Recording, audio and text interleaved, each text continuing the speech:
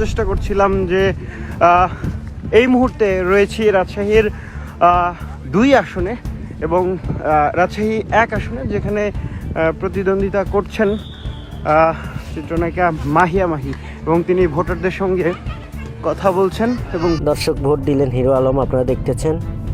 এত বাধা, এত অতিক্রম, এরই মধ্যে যে আমরা আল্লাহ পাক সুস্থ রাখছে, আজকে ভোট কেন্দ্রে আসতে পেরেছি, এই জন্য অসংখ্য ধন্যবাদ।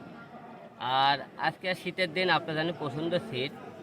আর শীতের দিনে প্রথমে সকালবেলা উঠে মা বাবার দোয়া নিয়ে ভোট কেন্দ্রে এসেছে, ভোটটাও দিয়েছে, খুব ভালো লাগতেছে। অনেক দিন পর পর ভোট, আল্লাহ পাকের কাছে শুকরিয়া আদায়া।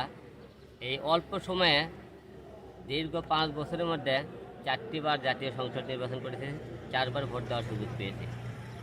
এরকম ভাগ্যবান খুব মানুষের কমই হয়, এত অল্প সময়ে 4 বার ভোট দেওয়া। এটা খুব ভালো লেগেছে ভোট দিয়ে। আচ্ছা আলম ভাই, আপনার এই যে আপনি 4 আসন থেকে ভোট করছেন, আর আপনার আর নিজেকেই 4-এর ভোটার তো নয় মনে হয়, 6-এর ভোটার, তো সেটা আসলে কেমন লাগে, কতটুকু খারাপ লাগে নিজের জন্য নিজে ভোট দিতে পারেন না? না, 4 আর মনে করেন 6 আলাদা, আপনি একে লাগালাগি। আমরা কি এখনো বেশি দূরত্ব না যে মনে কি 1 লাইনে 2-4 কিলো, কোনো কিলো মানে ফাঁকা নেই।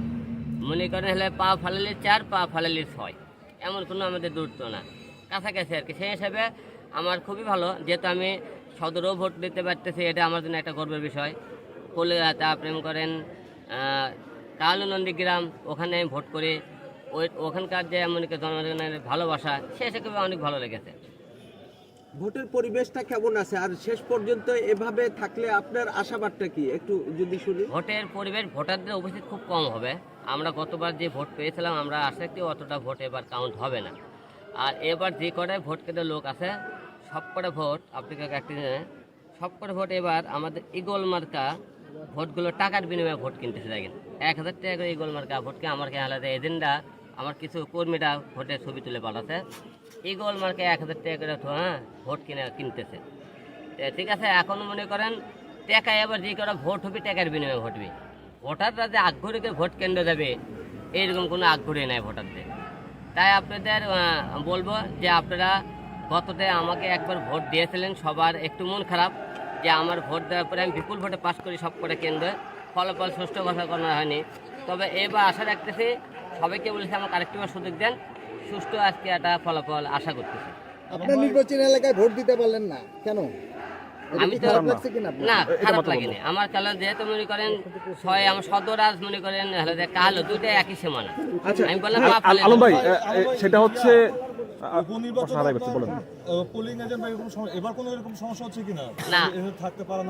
না, এখন পর্যন্ত আমরা এবার সামনেবার এই এজেন্টের জন্য আমার কিন্তু আমি কিছুটা মানুষের কাছে ছোট হয়েছিলাম, অনেকে বলছে এজেন্ট নাই। এবার আমাদের প্রতিটা কেন্দ্রে এজেন্ট আছে, সকালবেলা প্রতিটা কেন্দ্রে আমরা শুনেছি, একটা কেন্দ্র থেকে এখন পর্যন্ত এজেন্ট বের করে দেয়নি, সব কটা এজেন্টে ঢুকেছে। এখন সারাদিন কি হবে আমি জানি না, আমি দেখার বেলা। ভোট কেন্দ্রে ভোটার যাবে না, এটা কেন মনে হচ্ছে আপনার? ভোটারদের ভিতরে মনে করেন ভয়, কালকে থাকে দেখতেছেন যে হিসেবে চতুর্দিকে কটকেল মেরেছে, তারপরে আতঙ্ক জ্বালানো পোড়াও, এই মানুষের ভিতরে একটা ভোটের জন্য কেউ তো রিস্ক নেবে না। এই যে আমি এখানে কথা বলতেছি, দূর থেকে তো একটা কটকেল মারতেও পারে। তো এইরকম দুর্ঘটনা মনে করেন সবাই তো আমার জীবনের কথা ভাবে, তার পরিবারের কথা ভাবে, একটা ভোটের জন্য তো কারো পরিবার ধ্বংস করবে না। এই জন্যে কিছু কিছু লোক আসবে না। আর ভোটের আবহাওয়া পরিবেশ সুষ্ঠু আমরা দেখেছি, ভোটাররা দুপুরের মধ্যে একটা ভালো লোকজন পরিবেশ থেকে ভোট কেন্দ্রে, তাহলে আমরা দুপুরের মধ্যে থেকে ভোটারদের আস্তে আস্তে মনে করেন বেড়ে আসবে সংখ্যা। আলম ভাই, এবার তো ইভিএমে ভোট হচ্ছে না, ব্যালটে ভোট হচ্ছে। অনেকে ইভিএম নিয়ে সন্দেহ প্রকাশ করে, এবার ব্যালটে ভোট হচ্ছে, এটা নিয়ে আপনার কি মনে হয় যে একটু সন্তুষ্ট কিনা আপনি? ব্যালটে অবশ্যই সন্তুষ্ট, কিন্তু এবারে আর একটা রিস্ক আছে, যেহেতু ভোটারদের উপস্থিতি কম, যারা ক্ষমতাশালী দলের লোক আছে তারা কিন্তু জোর করে সিল মারতে পারে আজকে, যেহেতু মনে ভোটারদের উপস্থিত কম, এটাও আর একটা রিস্ক আছে। কারণ হলে আজকে ভোটাররা নেই ভোট কেন্দ্রে, আর সেই হিসাবে তারা সিল মারতে পারে। আর ব্যালটে আমরা কালকে একটা কোন জায়গাতে দেখলাম যে আগারহাটি নাকি সিল মারতেছে। তাই আমি চিন্তা করলাম আগারহাটি ব্যালট যাওয়ার তো কথা না, তাই আমরা এখানে আমাদের সকালবেলায় ব্যালট এসেছে মনে হয়। আর সেই হিসাবে আশা রাখতেছি যে সুষ্ঠু নির্বাচন হবে। তবে আশা রাখতেছি দুইটা, কারণ ভোটার সংখ্যা খুবই কম, যেহেতু তাদের হাতের ক্ষমতা, জোর করে সিল মারার সম্ভাবনা আছে। এবং আরেকটা আমার দ্বিতীয় যে প্রার্থী, সে টাকা দিয়ে ভোট কিনতেছে। এখন ভোটের লাস্টে ফলাফল কী হবে জানি না, তবে আল্লাহ পাকের উপরে ভরসা রেখে আমরা সারাদিন আজকে ঘুরবো কেন্দ্রগুলো। আলম ভাই, গতকাল রাতে আপনার বাড়ির সামনে ককটেল মেরেছিল, আমরা শুনেছিলাম, আসলে বিষয়টা কি ছিল?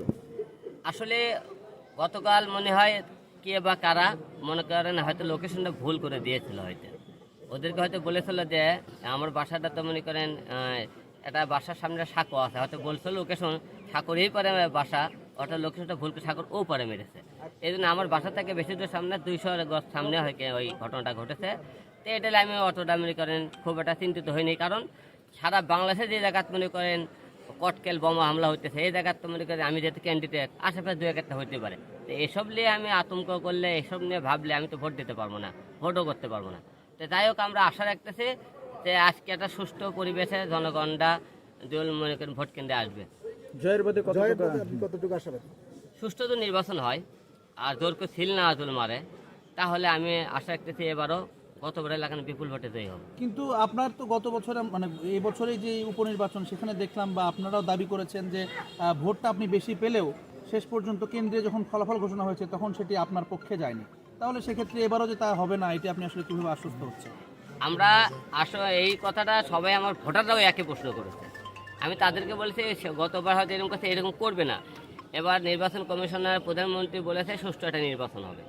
তে জনগণ তো এই সুষ্ঠু নির্বাচনের আশায় তাকিয়ে আছে, এবারও তো জোর করে নেয়। তাহলে তো মনে করেন বুঝতে পারতেছেন কতটা মনে করেন সুষ্ঠু নির্বাচন হলো। আমি নির্বাচনের মাঠে তো এই কারণে আছি যে কতটা সুষ্ঠু নির্বাচন হয়, কতটা তারা আমাকে গ্রহণ করে, ভোট ফলাফল মুখে সুষ্ঠু হলো, এটা আপনারা জনগণ দেখবেন। ধন্যবাদ সবাইকে। ভোটাররা কি বলছেন আর আপনি তো এমনি খোঁজ খবর নিচ্ছেন কোনো সমস্যা আছে কিনা, এবং আপনার ভোট খুব সম্ভবত উত্তরায়, তারপরেও আপনি আশাবাদী কিনা? ভোট তো আসলে যে কোনো জায়গায় হতেই পারে, আমি ভোটার যে কোনো জায়গায় হতে পারি, যেহেতু এটা সংসদ নির্বাচন। কিন্তু আমি আমার এলাকায় মানে দেখতে পাচ্ছি একটা উৎসবমুখর পরিবেশ চলছে এবং পুলিশও খুব তৎপর আছে, প্রশাসন খুব অ্যাক্টিভ এবং খুব সুন্দর করে সুষ্ঠু পরিবেশে ভোট হচ্ছে। আই হোপ এটা 4টা পর্যন্ত কন্টিনিউ হবে এবং পুরো প্রসেসিংটাই আসলে খুব সুষ্ঠুভাবে হবে।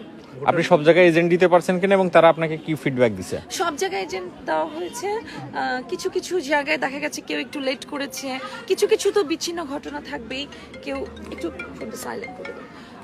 কিছু কিছু জায়গায় একটু মানে এজেন্ট একটু সাইন করে ঢুকতে লেট হয়েছে, সব কেন্দ্রে আমার লোকজন আছে।